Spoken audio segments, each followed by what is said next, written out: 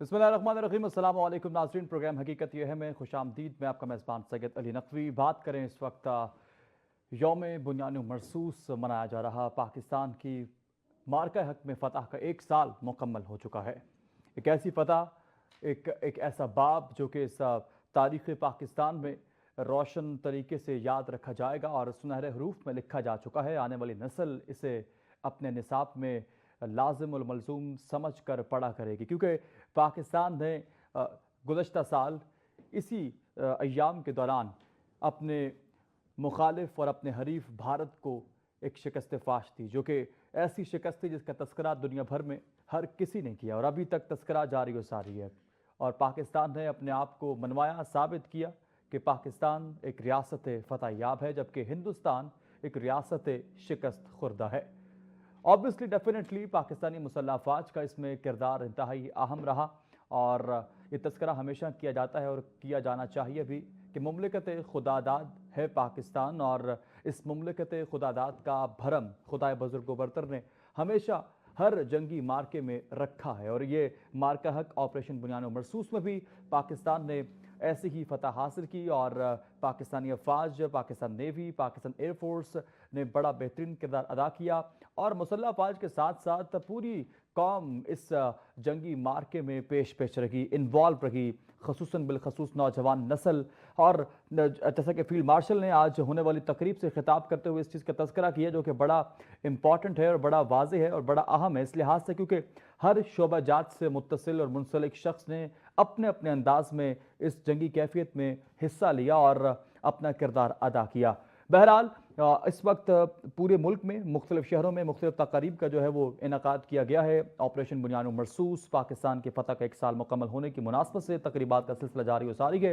इस वक्त कुछ ही देर कबल आज के दिन जो है वो रावलपिंडी में GHQ में बाकायदा तकरीब का इनकाद किया गया इस आज के दिन की फ़तह को सेलिब्रेट करने के हवाले से। और इस तकरीब में field marshal general Asim Munir जो है वह बतौर मेहमान खुसूसी शरीक थे, जबकि तीनों मुसल्लह अफवाज के सरबराहान वहाँ पर मौजूद थे। Chief of the naval staff, chief of the air staff और तीनों मुसल्लह अफवाज के चाको चुबंद दस्तों ने सलामी पेश की और इस अज़्म का इजहार किया कि पाकिस्तान की सलामती बका हमेशा अव्वलीन तरजीहात में रहेंगी, रखी जाएंगी और हमेशा रखी गई हैं। एक पाकिस्तान नाकाबिल तस्खीर मुल्क है और हमेशा रहेगा। इसी पर बात करते हैं, भट्ट साहब हमारे साथ मौजूद हैं, हस्बे मामूल senior analyst, senior anchor person Faisal Aziz Bhatt साहब, बहुत शुक्रिया कीमती वक्त का। भट्ट साहब, मजीद भी मौज़ूआत हैं जिस पर गुफ्तगू करनी है, लेकिन चूँकि आज के दिन मुल्क भर में हर जानिब मुख्तलिफ शहरों में मुख्तलिफ तकारीब का इनकाद किया गया है और मकसद जो है वो यही है कि हम गुज़श्ता साल इन्हीं अयाम में जो हमने इंडिया को शिकस्त फाश दी, उस ऑपरेशन बुनियान मरसूस, उस मार्का हक का जो है वो हम सेलिब्रेशन कर रखे गए, जश्न मना रखे गए। It's the first commemoration ceremony of Marka Haq. कैसे देख रहे हैं इस फतह को और ये फतह कितनी इंपॉर्टेंट है पाकिस्तानी स्पेशली जो नौजवान यूथ है उनके हवाले से? बिस्मिल्लाहिर्रहमानिर्रहीम। अल्हम्दुलिल्लाह, पाकिस्तान के लिए ये बहुत बड़ी बात है कि जब से पाकिस्तान वजूद में आया 47 से लेकर और 2025 9 मई तक या 8 मई तक लगा लें, तो उस वक्त से भारत ने हमेशा पाकिस्तान में जहारियत की है, दरअंदाजी की है और दहशतगर्दी करवाई है। पाकिस्तान हमेशा बैकफुट पे रहा और पाकिस्तान हमेशा उनको जस्टिफाई करता रहा कि भारत से वो लड़ने के लिए बिल्कुल भी कोई इरादा नहीं रखते और हमसाये से अच्छे ताल्लुकात की उम्मीद रखते हैं। मगर भारत ने इसको हमारी कमजोरी समझा और इस पे मजीद पाकिस्तान पर चढ़ाई की। हमारा सूबा बलूचिस्तान इस वक्त बुरी तरीके से दहशतगर्दों की निशाने पर है और ये दहशतगर्दी भारत अरबों रुपए की फंडिंग करवाकर बजरिया अफगानिस्तान करवा रहा है और इसमें इन्वॉल्व है। और इससे दर्दनाक बात यह है कि वो अरबों रुपए खर्च करके दुनिया में यह साबित करने की कोशिश कर रहा था, है नहीं था, कि पाकिस्तानी दहशतगर्द हैं। पाकिस्तानी अपने मौकफ को सही प्लेटफॉर्म पे और सही जगह पे पिच भी नहीं कर पाते थे। उनको ये लगता था कि पाकिस्तान अपना डिफेंड भी नहीं कर पाता था, ना उनके प्रोपेगंडे के हवाले से और ना ही उनकी जारियत के हवाले से। हम ये तो कहते रहे, हम अपने नौजवानों को, बच्चों को ये मज़ामीन पढ़ाते रहे कि हमने फलां जंग जीत ली थी, फलां जंग जीत ली थी। इसके सबूत कोई नहीं मौजूद। इसके बारे में ये नहीं पता कि क्या हम वाकई ये जंग जीते थे या नहीं जीते थे। ये जो अब 2025 मई को जंग हुई, उसमें पाकिस्तान ने हद्दुल इम्कान कोशिश की कि पाकिस्तान के पहलगाम वाकया जो पाकिस्तान पर डाला जा रहा था। मैं पिछले कुछ देर पहले इंडियन टीवी चैनल्स देख रहा था, तो इंडियन टीवी चैनल्स पर बरसी मनाई जा रही है। इधर फतह का जश्न हो रहा है, उधर बरसी का जश्न हो रहा है, बरसी का वो इनेकाद किया जा रहा है। उसमें पहलगाम सफे मातम बिछी हुई है। पहलगाम वाकये में जो लोग मारे गए थे उनकी फैमिलीज को बुला के टीवी पर मतलब उनका रोना धोना सुनाया जा रहा है। हम उनके दिली तौर पे उनके लिए दुआगू हैं, वो जिस मजहब से भी ताल्लुक रखते हैं, कि अल्लाह ताला उनको सब्र जमील अता फरमाए। बहरहाल उनके प्यारे तो इस ऑपरेशन में मारे गए। ये बात अलहदा है कि जिसका इल्जाम पाकिस्तान पर लगा, पर करवाया ये इंडियन हुकूमत नहीं, और उनकी इंटेलिजेंस एजेंसी राह ने करवाया, नरेंद्र मोदी की हुकूमत ने करवाया, और अजीत डोल जो है उनका सलामती कौंसिल का, उसने जी करवाया। हाँ। और जब ये फॉल्स फ्लैग ऑपरेशन करवाया गया, तो उसके फौरी बाद पाकिस्तान को अलर्ट कर दिया गया कि पाकिस्तान ने ये दहशतगर्दी करवाई है, क्योंकि वो ड्रामेटाइज ही ऐसे किया गया था कि जिससे लगे कि ये पाकिस्तान ने करवाया। उन्होंने पहलगाम वाला किया, फिर उसके बाद उन्होंने लाल किले वाला किया। आपको याद होगा वो जो दिल्ली में हुआ था, जी जिसके हाँ। बाद जो इलेक्शन था, और इलेक्शन हार रहा था नरेंद्र मोदी जोरों से। देखिए, अभी बंगाल का इलेक्शन भी उसने जीत लिया है। अब मुझे ये समझ आई है थ्योरी या उनकी ग्राउंड रियलिटी ये समझ आई है इंडिया की। अगर पाकिस्तान के साथ आप लड़ते रहेंगे तो लोग शायद उनको ज्यादा मतलब हुकूमत को अप्रिशिएट करेंगे। कांग्रेस जो है वो शायद इस वजह से भी पीछे रह गई और बीजेपी आगे निकल गई। बीजेपी जो है वो अग्रेसिवली पाकिस्तान के खिलाफ कोई ना कोई कैंपेन लॉन्च करके रखती है, और नरेंद्र मोदी को ये बात अपने वोटर्स की, अवाम की समझ आ चुकी है कि अगर वो पाकिस्तान के खिलाफ कोई ना कोई जहर उगलते रहेंगे तो अवाम उनको पसंद करती रहेगी। मैं ये समझता था कि इंडियन अवाम बहुत समझदार है, और इंडियन अवाम और पाकिस्तानी अवाम के दिल आपस में धड़कते हैं। जिस तरह पाकिस्तानी बड़े साफ दिल के लोग हैं, और इंडियन अवाम को मतलब अगर वो पाकिस्तान तशरीफ लेके आए तो हम अपने माथे और आंखों पर बिठाते हैं, उनको अपनी पलकों पे बिठाते हैं, और ये समझते हैं कि इंडियंस जो हैं वो हमारे भाई हैं और हमारे से जुदा हुए हैं, पर एक ये बॉर्डर्स जो हैं ये हमारे प्यार को, रिस्पेक्ट को नहीं रोक सकते। पर इंडियन अवाम की थ्योरी शायद कुछ और है। यहाँ उनको इस बात पे मजबूर कर दिया गया है बीजेपी की तरफ से कि वो अगर पाकिस्तान और मुसलमानों के खिलाफ कैंपेन का हिस्सा बनेंगे तो उनको तरक्की मिलेगी या उन्हें पजीराई मिलेगी, हो सकता है। तो बहरहाल पहलगाम ऑपरेशन किया गया और फिर पाकिस्तान को बताया गया कि पाकिस्तान जो है उसने आपने ये दहशतगर्दी का वाकया किया है पहलगाम में, और हमारे पास सारे सबूत मौजूद हैं। तो डेफिनेटली उन्होंने क्या कहना था पाकिस्तान ने कहा जी ठीक है, आपके पास सबूत मौजूद है, टेबल पे सबूत रखें और हमारे से बैठ के बात कर लें। अगर आप हम इसमें मुलविस नहीं है, अगर आप ये कहते हैं हम मुलविस हैं तो सबूत दें, दुनिया को पता चलना चाहिए कि हमने ये वाकया करवाया। इसके जवाब में वो ये नहीं कहते थे कि ठीक है हम सबूत देने के लिए तैयार हैं। वो कहते हैं आपने ये दहशतगर्दी का वाकया किया है, बात करने के लिए तो वो तैयार ही नहीं थे। तो हमें क्या करना चाहिए था? हम उनकी मदद समाजत करते रहे। अब मैं लफ्ज बार बार यूज करता हूं अपने प्रोग्राम्स में और बात करते हुए कि हम मिन्नत समाजत करते रहे।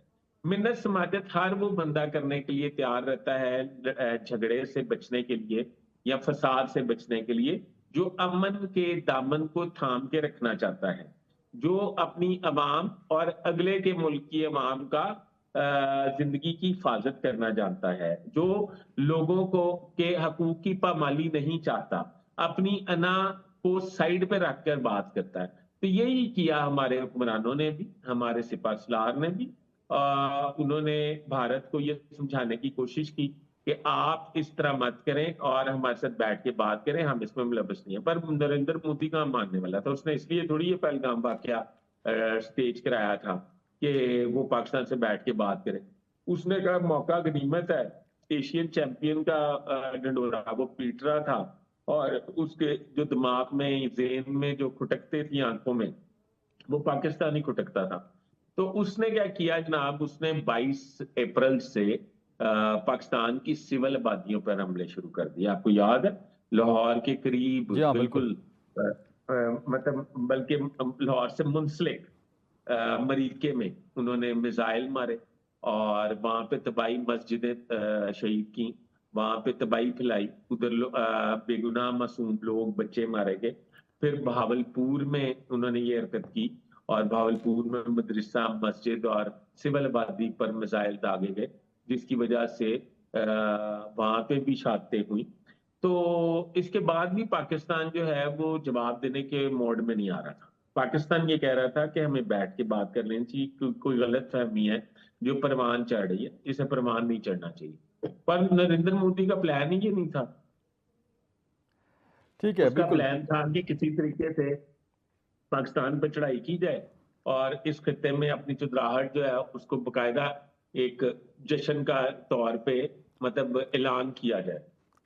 ठीक है, बट साहब इस पर मजीद भी बात करते हैं, सिलसिले गुफ्तगू को आगे बढ़ाएंगे एक मुख्तसर से वक्फे के बाद हमारे साथ। वेलकम बैक नाज़रीन, प्रोग्राम हकीकत ये है, मैं एक बार फिर से खुशामदीद कहेंगे। बात कर रहे हैं इस वक्त ऑपरेशन बुनियानो मरसूस मार्का हक पाकिस्तान की फ़तह का 1 साल मुकम्मल, और उसकी मुनासबत से मुल्क भर में मुख्तलिफ शहरों में मुख्तलिफ इवेंट्स, मुख्तलिफ तकरीबात का सिलसिला इस वक्त जारी व सारी है।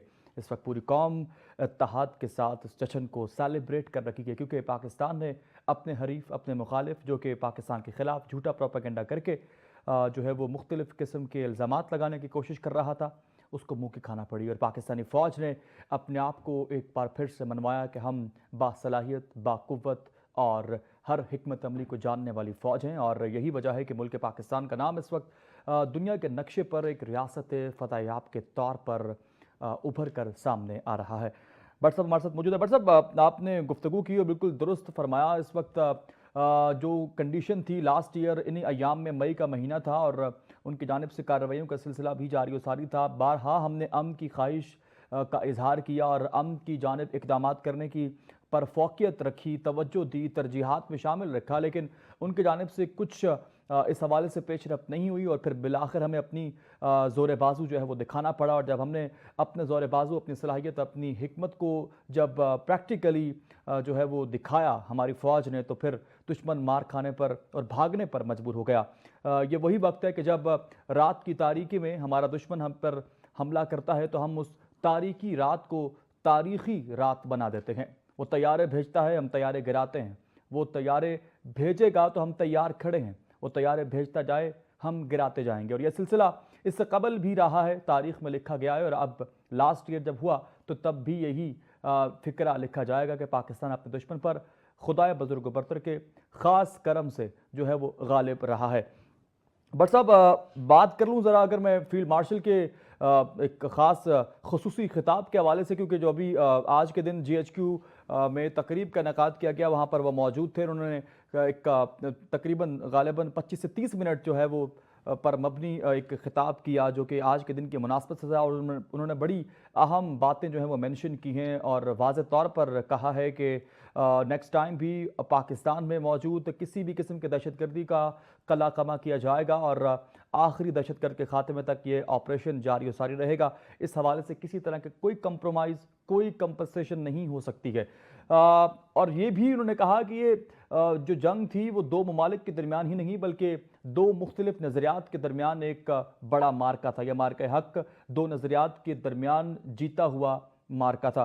कैसे देख रहे हैं इन नज़रियात के हवाले से जो ये जंगी कैफियत बपा होती है, what's the reason behind that के और फिर ये खदशा दोबारा से भी किसी न किसी तरह से महसूस होता है कि कहीं दोबारा पाक भारत टाकरा मुमकिन हो जाए तो फिर सिचुएशन कहाँ पे जा सकती है?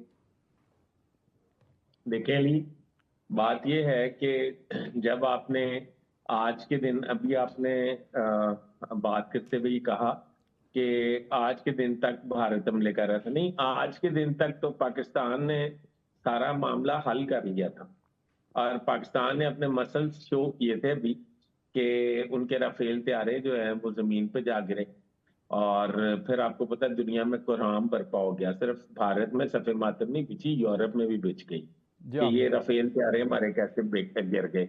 वो तो दुनिया भर में उनके राफेल इस्तेमाल हो रहे हैं। और भारत में जब राफेल गिराए, तो अब भारत में जब राफेल गिरे तो उनकी तो स्टॉक एक्सचेंज बैठ गई, उनकी तो कंपनी दिवालिया होने लगी थी। उसके लिए वो भी तड़प उठे, उन्होंने भारत को कहा हम एक्सेस थे। शुरू मैंने बात की थी इस पे कि पिछला नहीं हमें पता कि हम जीते के हारे, क्या किया क्या नहीं किया, भारत ने जहारियत की ये पता है हमें। ये नहीं पता कि ये भी पता है कि भारत कहता था कि लाहौर जिम खाना में जाके तो सुबह का नाश्ता करेंगे, ये भी पता है। ये भी हमें पता है कि भारत पाकिस्तानी फौज ने अपनी जान की बाजी लगा के पाकिस्तान को डिफेंसिव मोड में रखा, बचाते रहे पाकिस्तान को, उसका एक एक जर्रे चप्पे चप्पे की हिफाजत करते रहे। ये सब पता है। पर ये नहीं कभी पता चला कि पाकिस्तान को इतनी पजीराई मिली हो और इतनी वाजिया कामयाबी मिली हो, जो कि अब इस दफा 2025 मई में पाकिस्तान को नसीब हुई। इस तरह नसीब हुई कि पाकिस्तान तो हो सकता है दावे कर रहा हो कि हमने जीत लिया है भारत से जंग, या इंडिया भी कह रहा हो कि हमने जीत ली है। ये फैसला ना पाकिस्तान ने करना है ना इंडिया ने करना है। ये फैसला किया डोनाल्ड ट्रंप ने। ये फैसला किया मतलब जो सुपर पावर का सरबराह है उसने उसने फैसला सुनाया। उसने नरेंद्र मोदी को मुखातिब करके कहा कि भारत पाकिस्तान ने 7 प्यारे गिराए। आप 7, हमें शायद 4 का पता था, 5 का पता था, उसने एग्जैक्ट फिगर दिया, उसने कहा 7 प्यारे गिराए।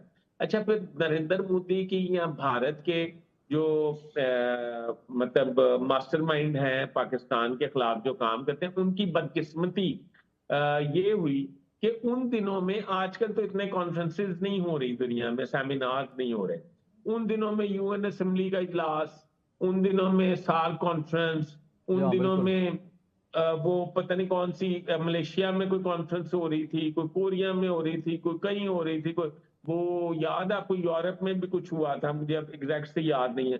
तो उनमें ना तमाम सरबराह ममलिकत को इनवाइट किया जाता था। अब उसमें नरेंद्र मोदी को भी इनवाइट किया जाता था। अब नरेंद्र मोदी को पता, नरेंद्र मोदी चेक कर लेते कि डोनाल्ड ट्रंप आ रहे हैं वहां पे कि नहीं। जब उन्हें पता चलता था डोनाल्ड ट्रंप आ रहे हैं, तो वो अपना प्रोग्राम जो है वो कैंसिल कर देते थे और वहां पे अपने वजीर खारजा या अपने लाइक कोई आम से कैबिनेट मेंबर को जो है वो भिजवा देते थे। उसकी वजह ये थी कि उन्हें पता था कि मैं तो इस पे मतलब इनकार करता रहूं कि इंडिया में कोई हथियारे नहीं गिराए पाकिस्तान ने, तो डोनाल्ड ट्रंप जो है वो खुलेआम मेरे सामने बैठ के कह देंगे कि आपके हथियारे गिराए हैं पाकिस्तान ने और आपने मुझे रिक्वेस्ट की थी। अब नरेंद्र मोदी एक तो इस वजह से भागते थे, दूसरे इस वजह से भागते थे कि ये डोनाल्ड ट्रंप के मौकफ है, और वजीर खारजा जो उनका जयशंकर है उसका भी मौकफ है। वो ये कहते हैं कि जेडी वैंस से नरेंद्र मोदी ने बात की जब पाकिस्तान ने उनके फौजी अड्डे तनसीबात तबाह करनी शुरू की, उनके राफेल तैयारे इंडिया में ही मार गिराए, और वो जहां से वो मिसाइल दाग रहे थे मरीदके में, भावलपुर में, जैकबाबाद में वगैरह वगैरह, उन सारे तनसीबात को, उन फौजी अड्डों को तबाह बर्बाद जब कर दिया, निस्तो नबूद कर दिया, तो नरेंद्र मोदी मजबूर हो गए जेडी वैंस से बात करने के लिए। उन्होंने जेडी वैंस से रिक्वेस्ट की कि आप पाकिस्तान के साथ हमारी जंगबंदी करा दें। जेडी वैंस ने डोनाल्ड ट्रंप से बात की। डोनाल्ड ट्रंप ने नरेंद्र मोदी से कॉल ऑन किया और उनसे कहा कि टेलीफोनिकली, तो उनसे कहा कि आप ये बताएं कि अगर आप पाकिस्तान के साथ मुज़ाकरात के लिए तैयार हैं तो मैं जंगबंदी करा देता हूं, और पाकिस्तान और आपके दरमियान जो मेजर इशू है वो कश्मीर का है, तो अगर आप किसी भी गैर जानिबदार प्लेटफॉर्म पे इस कश्मीर इशू को रिजॉल्व कर सकते हैं तो मैं जंगबंदी कराने के लिए तैयार हूं। नरेंद्र मोदी ने उस वक्त ये कमिटमेंट की कि मैं कश्मीर इशू को रिजॉल्व करने के लिए तैयार हूं पाकिस्तान के साथ बैठ के किसी भी गैर जानिबदार प्लेटफॉर्म पे, तो मैं तैयार हूं। तो उन्होंने कहा ठीक है मैं करवा देता हूं। जब उन्होंने कहा मैं करवा देता हूं, तो डोनाल्ड ट्रंप ने हमारे सिपह सलार से बात की, वजीर आजम से बात की, और पाकिस्तान को बहुत अप्रिशिएट किया और जंगबंदी के लिए रिक्वेस्ट की।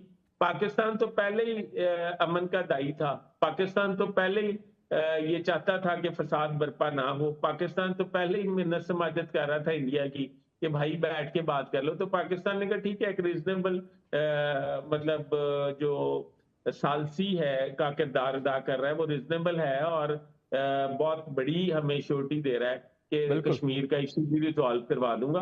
तो उस पे फिर हमने जंगबंदी कर ली।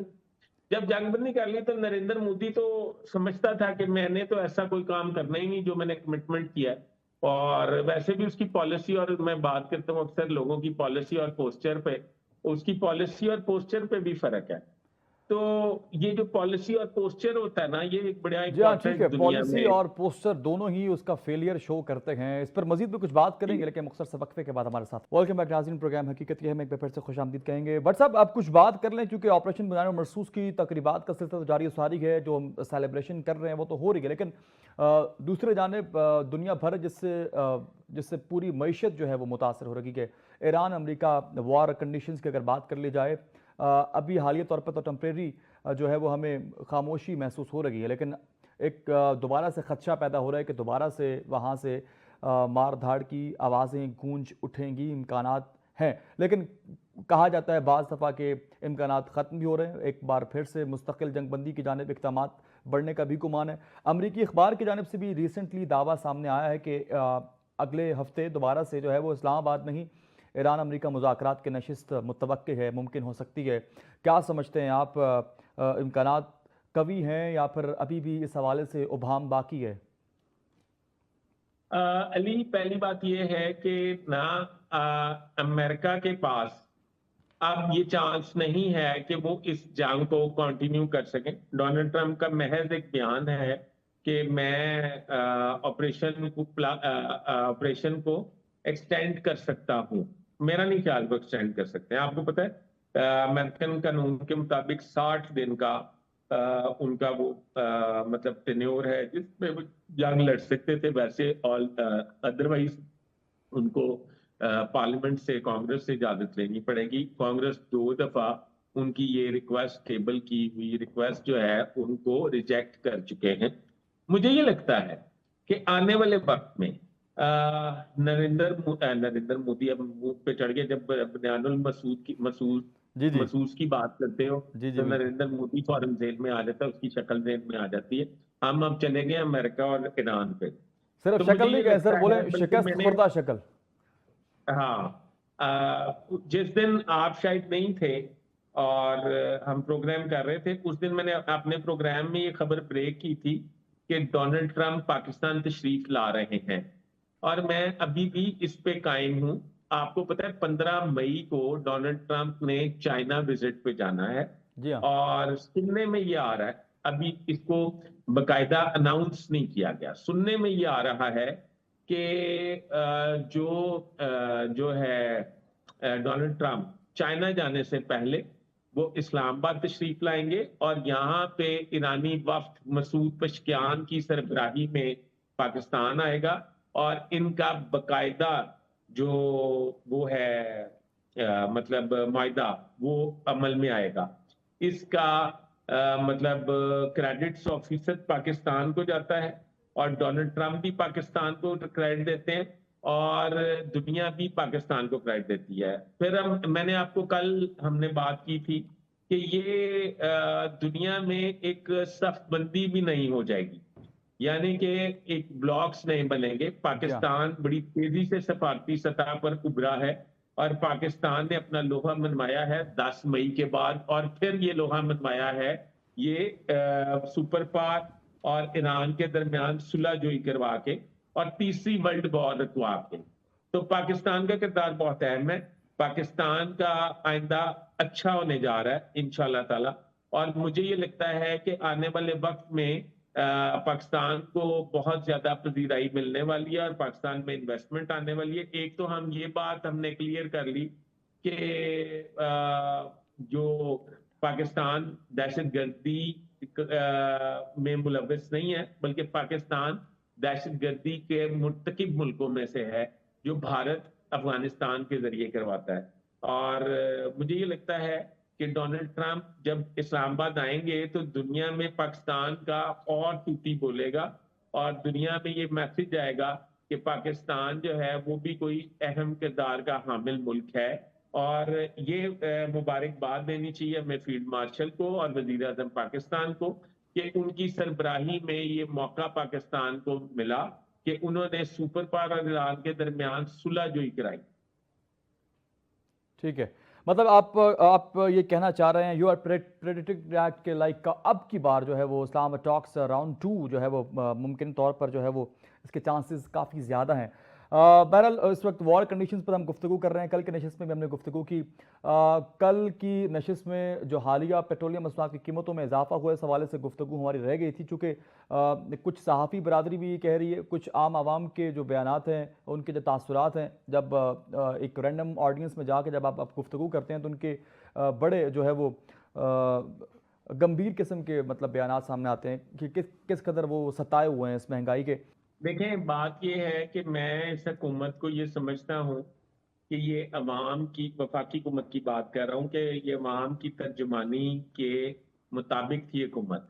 अब मुझे ये समझ नहीं आया कि ये पेट्रोल पर इतनी दीदा दलेरी और इतनी बेहिसी से क्यों कमर बस्ता है और ये पेट्रोल की कीमतों को आसमान पर क्यों लेके जा रहे हैं। दुनिया में पेट्रोलियम मसनूआत की कीमतें कम हो रही हैं। आबना हुम्स जो है वहां से पाकिस्तानी जो तेल बर्दार जहाज हैं वो बिला टैक्स, बिला कोई भी रोक टोक जो है उनका ट्रांजैक्शन जी, हो रही पूरी है। परमिशन तो उनको हासिल है। हमें पाकिस्तान में कोई जंग नहीं है। जिस तरह 2025 में 10 मई को जंग थी, उस वक्त तो पेट्रोलियम मसनूआत नहीं हमने बढ़ाई थी ना। अब पता नहीं कहाँ पे लड़ाई हो रही है या वो भी रुक गई है भाई। तो आप पेट्रोलियम मसनूआत आपने लेवी बढ़ा दिया यार, 15 रुपए, खुदा का खौफ करना चाहिए। आम अवाम जो है वो कट रहे हैं, मर रहे हैं।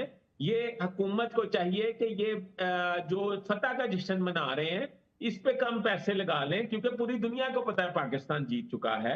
मगर ये पेट्रोलियम मसनूआत की कीमतों को बढ़ा के अवाम की जेबों पर डाका नहीं, अवाम का कत्ले आम है, ये अवाम के खून चूसने के मुतरादिफ है। ये इतना बुरा फैसला है कि इसके बारे में मैं बयान भी नहीं कर सकता कि मतलब हर बंदा, मतलब मिडिल क्लास को तो छोड़ देना आप, उनको तो दफा ही करें, मतलब वो तो मारे ही गए हैं ना। वो जो सफेद पोश लोग हैं, वो जो मजदूर तबका है, मजदूर तबका से लेकर टॉप तक जो लोग हैं, वो तमाम लोग परेशान हैं। मुझे कल एक साहब बता रहे थे कि मैंने लाहौर से शेखुपुरा जाना था, मतलब एक वजीर साहब बता रहे थे, सीनियर वजीर हैं पंजाब के।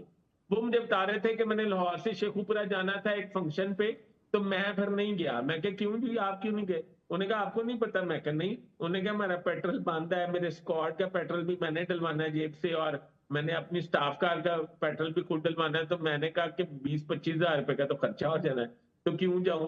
तो मैंने कैंसिल कर दिया, मंसूख कर दिया। मैं कहा ये खुश आइंद है, पर ब्यूरोक्रेसी जो है उसका पेट्रोल आप बंद नहीं कर सकते, अफसरशाही का पेट्रोल नहीं बंद कर सकते। ये बात ध्यान में रखें। बाकी गुजरा क्या कर, बाकी गुजरा जो है अपने डिपार्टमेंट से पेट्रोल ले रहे हैं। एसएनजीएडी ने उनका बंद किया, वो अपने डिपार्टमेंट से पेट्रोल ले रहे हैं। तो बात ये है कि उनका तो गुजारा मुजारा चल रहा है।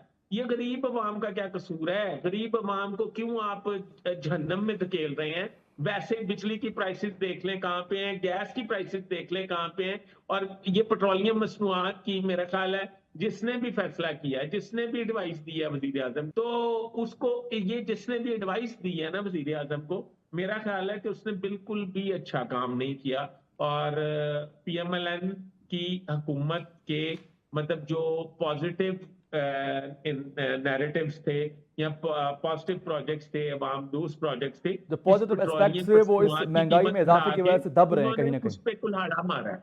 ठीक है, बिल्कुल दुरुस्त है, बिल्कुल आपने दुरुस्त कहा है। जो पॉजिटिव एस्पेक्ट्स है वो कहीं ना कहीं इस पेट्रोलियम मसनूआत में इजाफे की वजह से दब रहे हैं, मतलब वो चीज़ नेगलेक्ट हो रही है। हालांकि बहुत सारी चीज़ें उनकी ऐसी हैं जो कि काबिल रश्क हैं और काबिल ज़िक्र हैं। बहरहाल इसी बात पर नशिस्त तमाम करेंगे कि जो भी हो मुल्क कौम के लिए बेहतर है और आने वाले वक्त में कुछ सूरत हाल आसान महसूस हो सके। अपना बहुत सारा ख्याल रखिएगा। टेक केयर, अल्लाह हाफिज़।